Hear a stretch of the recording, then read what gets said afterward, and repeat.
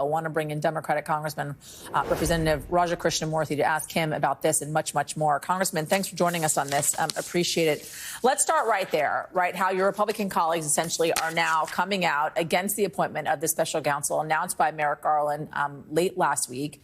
What do you make of it?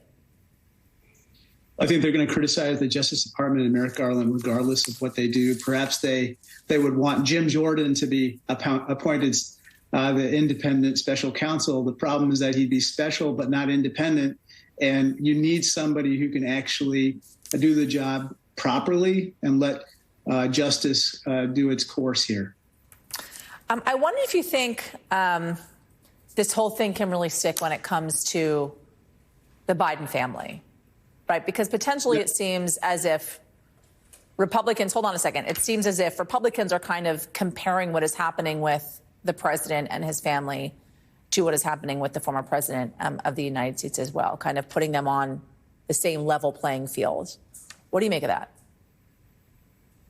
Yeah, I think that it's kind of a desperate attempt. That I have not seen one shred of evidence, not one iota of evidence. Indeed, there is none linking any wrongdoing committed by Hunter Biden to anything that President Joe Biden has done. And I think that their attempts to continue to do so kind of are the reason why a lot of people have kind of tuned them out. When I talk to my constituents, they echo what Richard Hudson, the chair of the National Republican Campaign Committee, said, which is they're just not talking about this at home. This is not one of their top priorities. And I think this is going to continue to be the dog that doesn't hunt. Here's what David Axelrod told the Washington Post I want to read for you.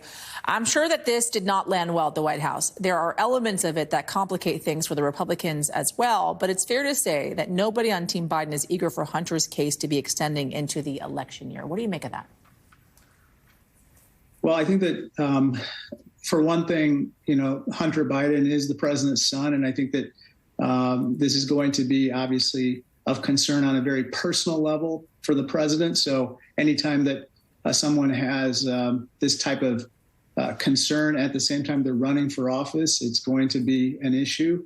But with regard to an issue that the voters are going to care about, again, unless there's any evidence linking Hunter Biden to anything that Joe Biden has done as president, it's not an issue that voters are going to be concerned about with Joe Biden. And I have not seen any, whether it's in a public setting or in a classified one.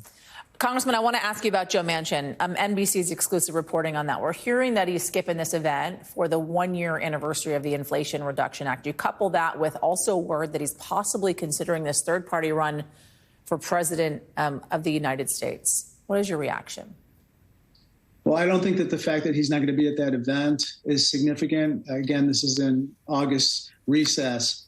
With regard to him potentially running for president as a third-party candidate, I think that any credible third-party or independent bid, if it would take away votes from Joe Biden and make it more likely for Donald Trump to become president, is problematic to say the least.